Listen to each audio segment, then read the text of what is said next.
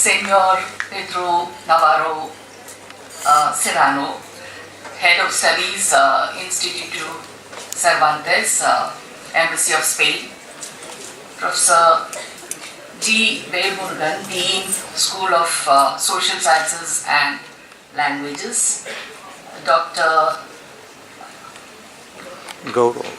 Hirami? Yes, Dr. Hirami, and of course Dr. Gaurav Sushant, and all esteemed dignitaries of the dais as well as all the guests here. Namaskar, Vanakkam, a very good morning to one and all.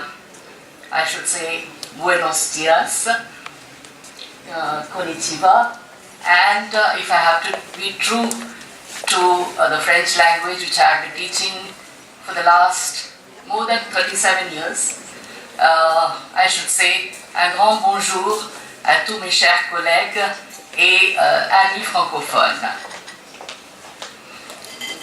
I must admit that I am a big admirer of VIT because I've seen it grow over the years into such a majestic stature, and I've seen the academic brilliance of its students as well as their brilliant performance in culturals also.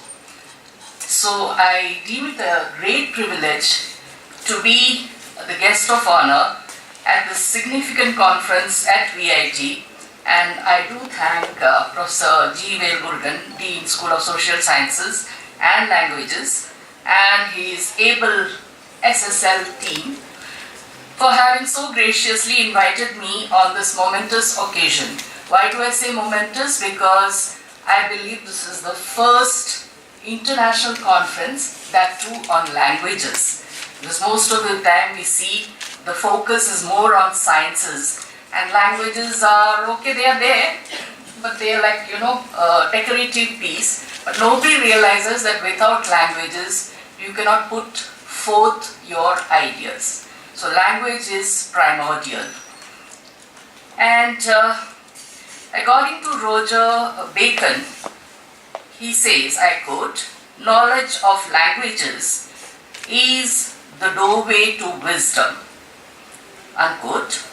At the dawn of speech, there were inhibitions to overcome and to learn other languages, and there were also purists who did not want any language to be mixed with another language. But slowly, over the centuries, perceptions started varying, and there were attitudinal changes. We finally arrived in this era of globalization where the need to learn foreign languages has become so acute. Now, what exactly are the advantages of learning a foreign language? Dr. Serrano has already pointed out some factors. I would just like to say that everyone now knows that it gives more potential to the job avenues, and the chances are definitely enhanced for recruitment. Now, I'll just take the experience I have in Pondicherry University, where I should say in the 90s, there was not so much of an influx towards foreign languages. But then, one particular year, we got some 10 students from MCA. And earlier also, the attitude of the senior professors who was a little different because they did not let the students join foreign languages. So we have this batch of 10 students from MCA who come and complete the course in Basic French. We have two courses, we have Basic French 1 and Basic French 2. And there's one particular boy called Abhishek, I still remember his name, who went for a job recruitment. And the recruiters saw his CV. So they asked him, "So what's so great about your CV? You're an MCA just like the others."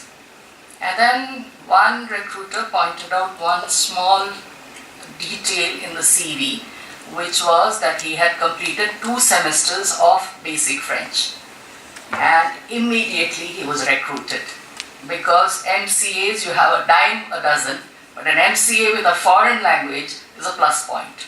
So ever since Abhishek, now we have hordes and hordes of students who come to learn our basic French, and every year it's a struggle how to fit it in the schedule and how to give particular groups to the staff that we have.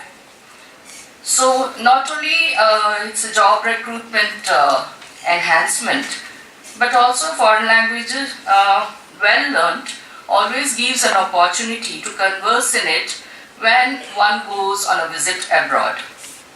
And as Nelson Mandela rightly puts it, he says, when you talk to a man in a language he understands, that goes to his head. But when you speak to one in his own language, that goes straight to his heart. So there's nothing like the language you speak to a person who's a native from that language. It changes, the attitude towards you. And thus one becomes aware of different cultures and savoir-vivre when foreign languages are learned. According to Rita Mae Brown, she says, language is the roadmap of a culture. So there's always a cross-cultural sensitivity in foreign language teaching as well as learning. The intercultural aspects also add a stimulus to the simulated scenarios enacted in an FLT class. Interaction and interactivity promote active participation of the learners, and the teachers also are motivated, and new linkages are thus built. In these days of globalization and bilateral or multilateral talks, linguistic skills in foreign languages definitely help in bettering the art of negotiation, and it's a tool you have to avoid strife and storm, because nothing like the gift of a gab to avoid unpleasant situations, not to say war. I would just like to put a lighter side to the whole thing. There's this anecdote about the mother mouse, the real mouse, not the mouse of the computer, mother mouse and the baby mouse, and they're just sauntering along, and suddenly there's a cat which tries to attack them.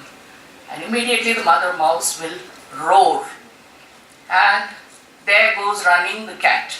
And the mother mouse turns to the baby mouse and says, see how useful it is to learn a foreign language. So you can use it perfectly in order to not only escape situations, but also to put the other person and yourself in a comfortable situation. Translators and interpreters are much sought after now, as every nuance of a foreign language has to be perfectly understood. In 1977, there used to be a very popular series called Mind Your Language. I don't know how many of you have seen that series, where each foreign student had a comical way of pronouncing or creatively interpreting the English language. So just by knowing the grammar or the vocabulary in a foreign language does not prove the proficiency of a language learner, who should also master the skill of using the apt phrase or idiom in a relevant context.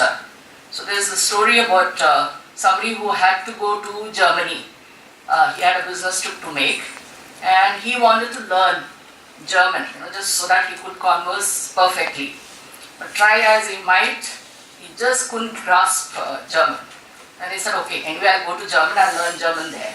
And he goes to Germany, comes back after his business trip, and then his friends ask him, so how did you manage in Germany?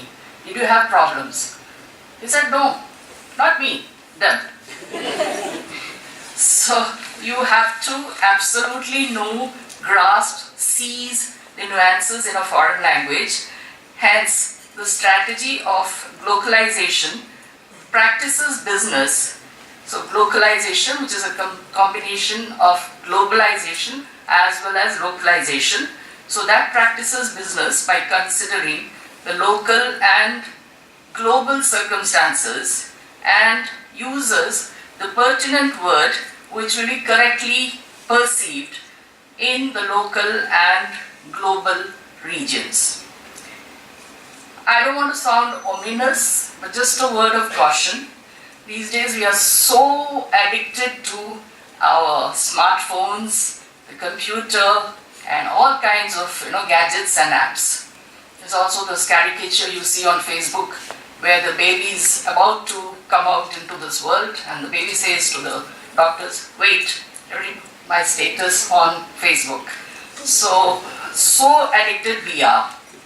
Now, language learning also, you see, as Dr. Serrano has shown you, can be done online or through apps.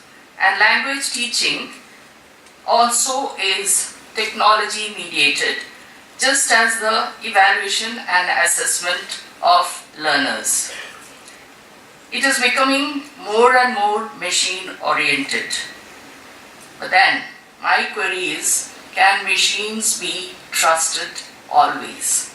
Because we've seen so many times, it doesn't happen in VIT, but most of the times, everything is perfectly prepared and everything is on cue, and you know that, okay, if you press a button, okay, there will come the image.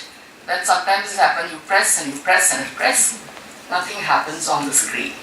So we are all aware that there can be technical glitches and they can be malfunctioning. Gone are the days when the human touch was prevalent and there was a direct interface between the teacher and the learner. Of course, classroom teaching still exists, but it is slowly giving way to a robotic domination. And we have to be careful because finally, you've seen so many fantasies of, coming out in science fiction films where we see that the machine starts dominating you.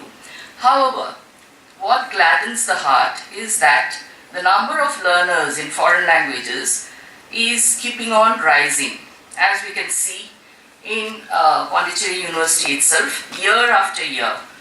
So as I told you, the French course, where for every semester we have at least 350 to 450 learners. The recent visits of the French President to India and of our Prime Minister to France has certainly given a new impetus to the existing Indo-French relations. And this rapprochement has renewed their commercial, diplomatic or cultural ties. You have Bonjour India on the Indian side, and I think next year it's going to be Namaste France on the French side. In fact, if there is to be a better mutual understanding between the two countries, the first move is to scale the linguistic hurdle, as knowledge of the French language by the Indians and vice versa. I'm quoting French, but it can be for any foreign language. Can also avoid any incomprehension or misunderstanding on either side during the bilateral dialogues. That's why the job of a translator or an interpreter is very risky, because if that person translates wrongly, there goes all the negotiations.